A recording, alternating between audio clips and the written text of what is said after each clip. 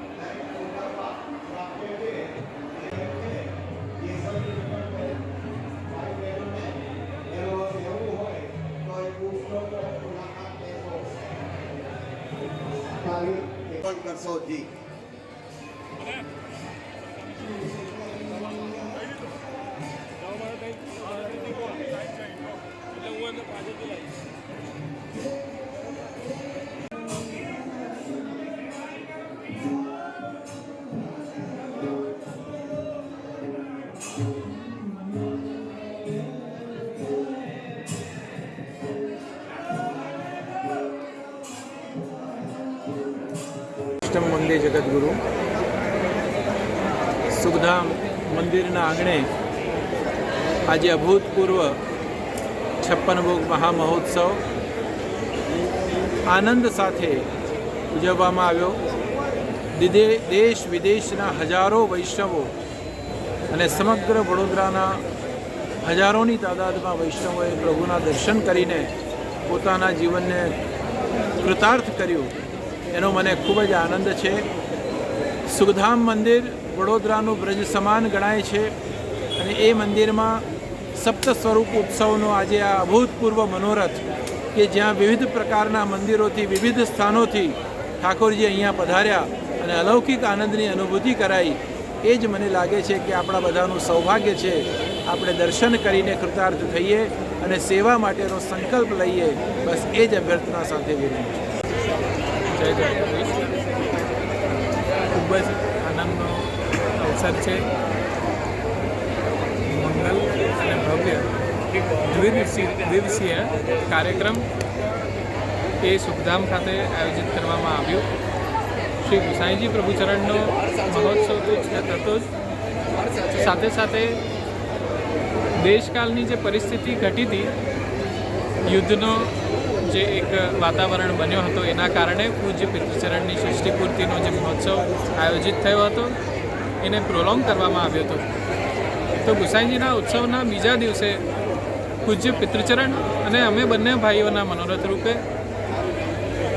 પૂજ્ય પિતૃચરણની આજ્ઞાથી મોહન નાગર પ્રભુ નિધિ સ્વરૂપ જે છે એ સુખધામમાં પધાર્યા. સાથે સાથે અન્ય સ્વરૂપો રેવા પાર્કથી, અલકાપુરી હવેલીથી અને અનેક ગ્વાલ મંડળી સાથે બિરાજીને 56 ભોગ ખૂબ આનંદથી અને ખૂબ પ્રેમથી અંગીકાર કર્યો. આ અભૂતપૂર્વ મનોરથનું આયોજન શ્રી પ્રભુની પ્રેરણાથી જ થયું હતું અને ગુસાઈજી અને એમના સાતે બાલક ગુસાઈજીએ આજ્ઞા કરી કે બધાના ઘરથી સાત સામગ્રી પધરાવો.